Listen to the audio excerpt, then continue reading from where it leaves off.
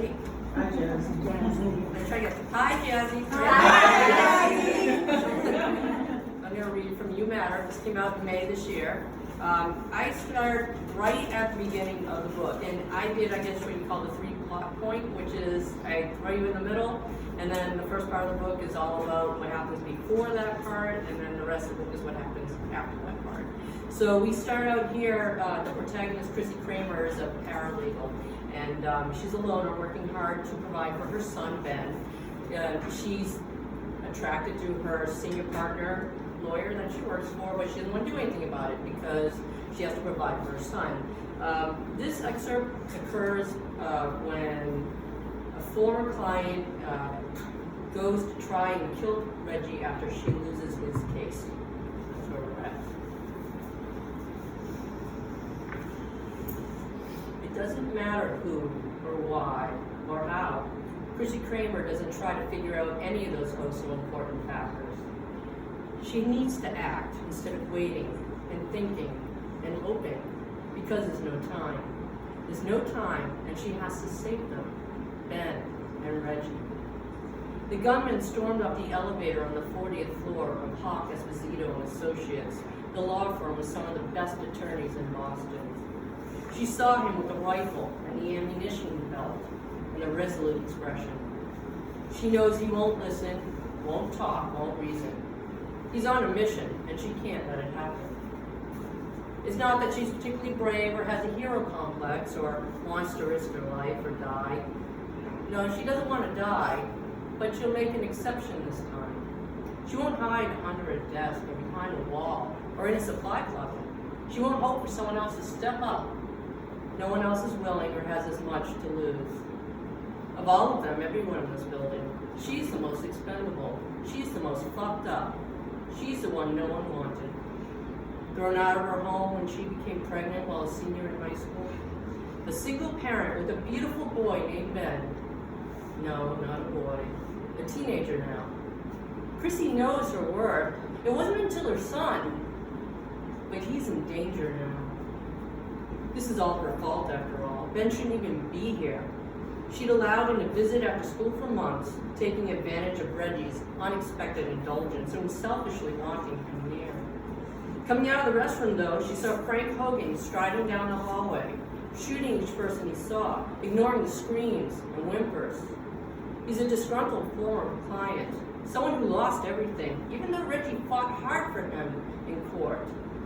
Chrissy recognizes his hopelessness, despair, disregard for anything other than his endgame, killing Reggie Esposito, the one who lost him everything. He has no money, no home, no family, no reason to live. Chrissy worked on his file, remembers the weariness on Reggie's face, the second guessing, and the endless research. A pro bono case, a white knight's crusade. But the knight came back from the fight bloodied and bruised, and now the night must be saved. The floor is a labyrinth of hallways and offices. Chrissy uses that to her advantage by running down a parallel hallway to get to Reggie's office before Hogan arrives. She pulls Ben out of his seat, startling him since he has his headphones on and is engrossed in a book. As he squawks in surprise, she opens the door to Reggie's office and shoves him inside. Music blares from the headphones as they slide off his head and fall to the ground. His eyes widen when he hears the screams. "What's going on?" Ben steps forward and Chrissy holds her hands up to stop him. "Mom?" His voice shakes. She takes in the moment, regret resting heavy on her chest, taking her breath away. So many things she should have done differently. An agonized shout rends the air and Chrissy glances toward the front office, half expecting Hogan to have his weapon trained on them. He isn't there yet, but she's out of time. Reggie rises, eyes widening as more screams fill the air, and Chrissy says in a voice that brooks no argument, "Get under your desk and don't move. Ben, go with her." Chrissy takes one last look at her son, at Reggie, one more long, heart-wrenching look. "Don't come out unless I tell you to or the police do. Call 911. I love you." Her voice cracks, and she cannot keep herself from looking at Reggie's beautiful face, stalling for one more precious moment to make sure her message is received by both. She flicks the lights off, closes the office door, and slides into her seat at the receptionist's desk. It's where she sits every day as Reggie's paralegal and has for the last 18 months. She loves her job, loves impressing her boss, loves her boss. But she can't think about that now. Hogan turns the corner and stalks toward her, not stopping until he's standing on the other side of her desk with a semi-automatic rifle leveled at her. Where is she? Where's that bitch? Raising her hands, Chrissy shows him she's not a threat. She's in court. Don't lie to me. His eyes are bloodshot and wild, jumping from Chrissy's face to behind her. He looks like he slept in his clothes, black stonewashed jeans with a wide swath of dirt smeared across his thighs and a navy t-shirt with a hole near his belly button. Nausea rolls through Chrissy when she realizes the dirt is dry blood. I want that cunt, Esposito. She ruined my life! Spittle hits the desk and Chrissy flinches. He wiggles the rifle in her face. Tell me where she is!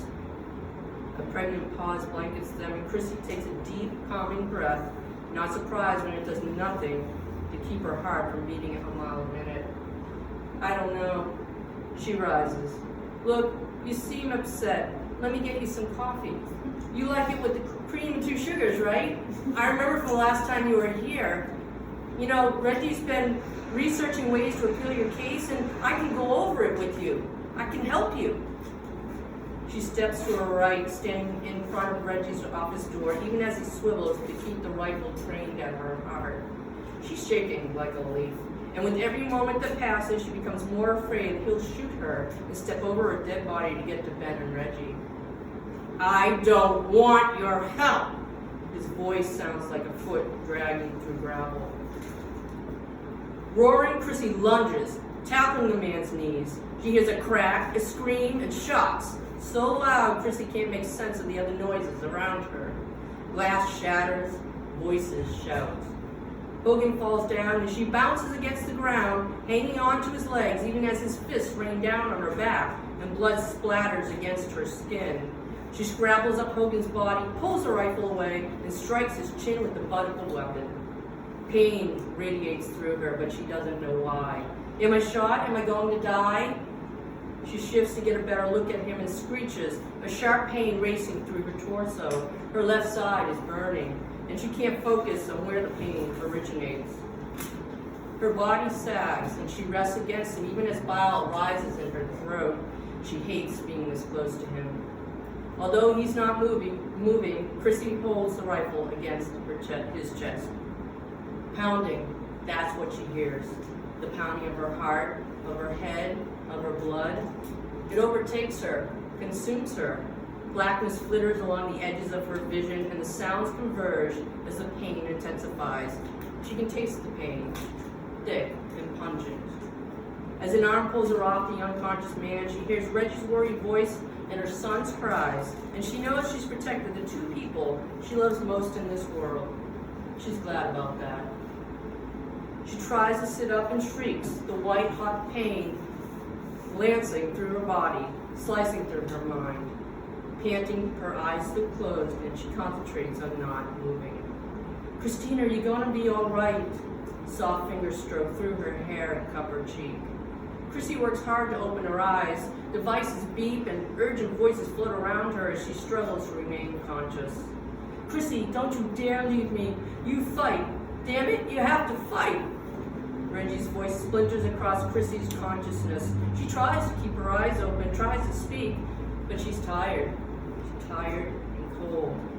Her body trembles and she grits her teeth, waves of pain flowing through her like a relentless tide. It doesn't matter, Chrissy mumbles, having trouble focusing on Reggie's worried face. I don't. She falls silent. And it's okay. Not that she's hurt, but that they're not. She closes her eyes, ready to let it all go.